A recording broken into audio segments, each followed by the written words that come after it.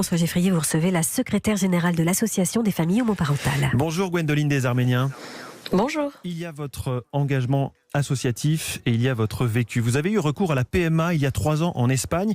On peut dire qu'il s'agissait à ce moment-là de faire un bébé toute seule. Tout à fait.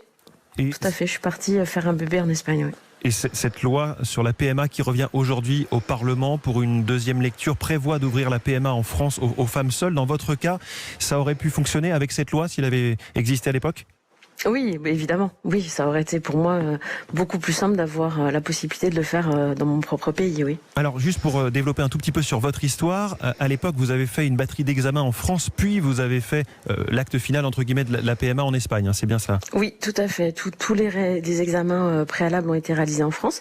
Je suis partie faire ma FIV en Espagne et puis je suis rentrée et j'ai été suivie comme toutes les femmes qui sont enceintes sur le territoire français, oui. Mais vous dites que vous aviez peur que la sécurité sociale française vous rattrape, vous demande de rembourser les examens faits en France. Ça, c'est possible aujourd'hui ? C'était surtout sur tout ce qui est prise en charge des hormones, en fait, qui normalement ne sont pas prises en charge pour les femmes qui n'ont pas de problème de fertilité. Donc oui, ça aurait pu être possible qu'à un moment, la sécurité sociale me dise vous avez eu recours à des hormones auxquelles vous n'aviez pas le droit, oui. Vous avez donc aujourd'hui une petite fille qui a 2 ans et demi, qui est née de cette PMA en Espagne.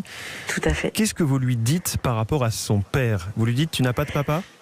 Alors je lui explique qu'elle n'a pas de papa, parce qu'un papa pour moi c'est quelqu'un qui s'occupe de vous au quotidien, mais qu'elle a un donneur. Alors je lui explique pas donneur parce que 2 ans et demi c'est un peu petit, mais je lui explique qu'elle a un monsieur qui a bien voulu donner ses graines pour que maman elle ait un bébé. Et puis le discours il va évoluer plus quand elle va grandir en fait. Oui, 2 ans et demi, Mais c'est encore un peu jeune pour expliquer toutes les subtilités. Mais... Tout à fait. Et comment est-ce que vous appréhendez la possibilité qu'elle vous demande un jour, je veux savoir qui est, alors si c'est pas mon papa, c'est mon père biologique ? En fait, je lui explique quand même aussi que depuis qu'elle est née, que ça va pas être possible, puisqu'en fait, la loi espagnole n'autorise pas le don le don connu. Donc, c'est forcément des donneurs anonymes. Donc, ça fait partie de son histoire. Après, oui, ça va être compliqué si elle insiste, mais elle pourra jamais savoir qui est son donneur. C'est la loi espagnole fonctionne comme ça. Alors, c'est l'une des questions soulevées par le débat aujourd'hui, l'anonymat des donneurs de sperme. Le projet de loi en France prévoit qu'à l'avenir, les donneurs de sperme acceptent forcément de voir leur identité révélée à l'enfant, si celui-ci le demande à sa majorité. Vous pensez, vous, qu'il faudrait maintenir cet anonymat ? Non, il faut absolument donner la possibilité aux enfants d'avoir accès à leurs origines s'ils le souhaitent. Donc moi je pense que c'est une bonne chose qu'on lève l'anonymat des donneurs. Après, la problématique de la levée de l'anonymat va être le nombre de donneurs.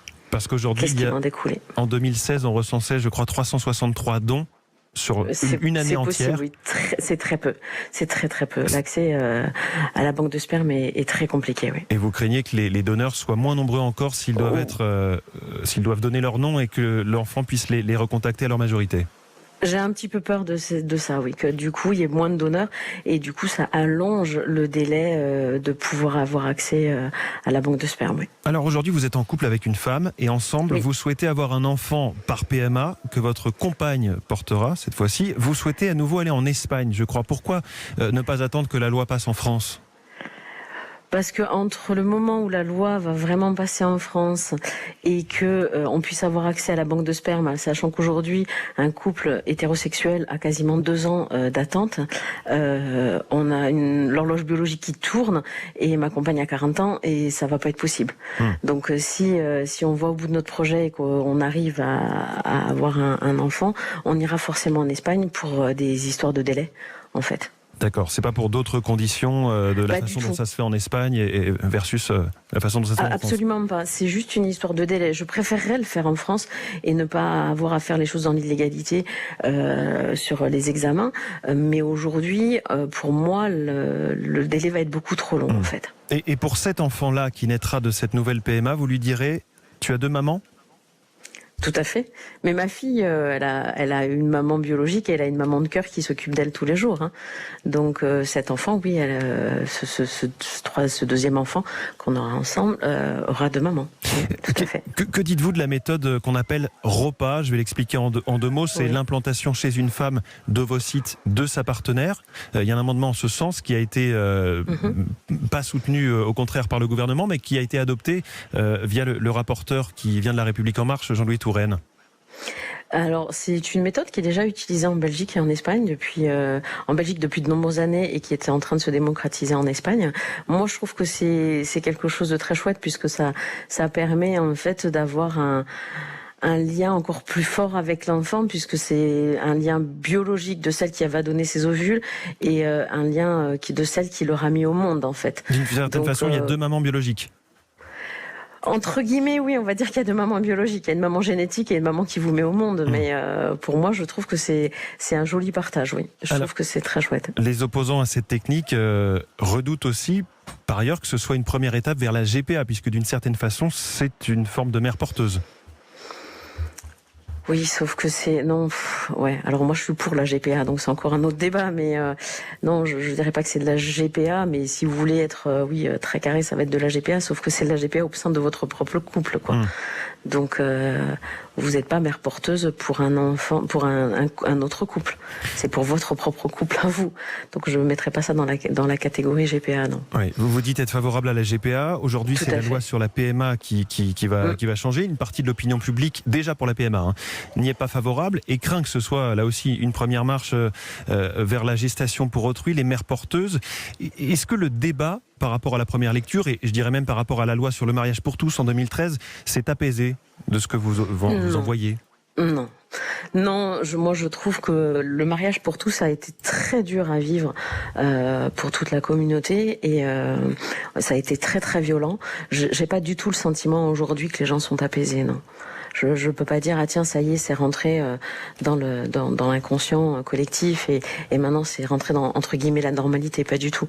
Je trouve qu'on est encore confronté à énormément de haine, il y a eu énormément de montée de l'homophobie, je trouve pas que la société se soit apaisée. Donc on arrive avec des nouveaux débats qui sont des nouvelles problématiques et je pense que ça va encore être un combat, oui. Et parmi ceux qui sont opposés à la PMA, à la GPA, il y a ces questions sur la construction des enfants. Pour cet enfant que vous souhaitez avoir, pour votre fille de 2 ans et demi, est-ce que vous pensez que la vie sera aussi simple que pour les autres enfants, de la cour de l'école jusqu'à l'âge adulte? Oui, parce qu'en fait, c'est sa normalité à elle, en fait, et qu'on lui parle beaucoup et qu'on lui explique beaucoup de choses. Alors oui, elle va être confrontée au regard parce qu'elle a une différence, parce qu'elle a 2 mamans. Parce qu'elle verra qu'elle n'est pas dans le même cadre exact que tous les autres. Oui, mais enfin, aujourd'hui, le cadre exact, c'est quoi? Vous avez énormément d'enfants qui ont été adoptés, vous avez des papas qui élèvent tout seuls leurs enfants parce que les mamans sont décédées ou sont parties, vous avez des mamans qui se sont retrouvées toutes seules du jour au lendemain aussi. Donc aujourd'hui, elle est où la normalité, en fait? Donc chaque enfant a sa normalité et c'est aussi toute cette différence qui fait la beauté de notre société. Donc oui, ça va être plus compliqué, mais parce qu'elle sera différente, parce qu'elle a 2 mamans, au même titre que peut-être sa petite copine de classe, et elle aura été adoptée. Enfin, c'est ce qu'on essaye d'apprendre à nos enfants, justement. C'est cette différence. Alors oui, la société n'est pas gentille, de toute façon. La société n'est pas gentille. Avec les enfants, en tout cas. Et puis les enfants, c'est pas toujours sympa entre eux non plus. Exactement. Il y a donc 2300 amendements et 5 jours de débat à l'Assemblée. Merci Gwendoline Desarméniens, secrétaire générale de l'Association des familles homoparentales, invitée d'Europe 1 en direct ce matin. Bonne journée.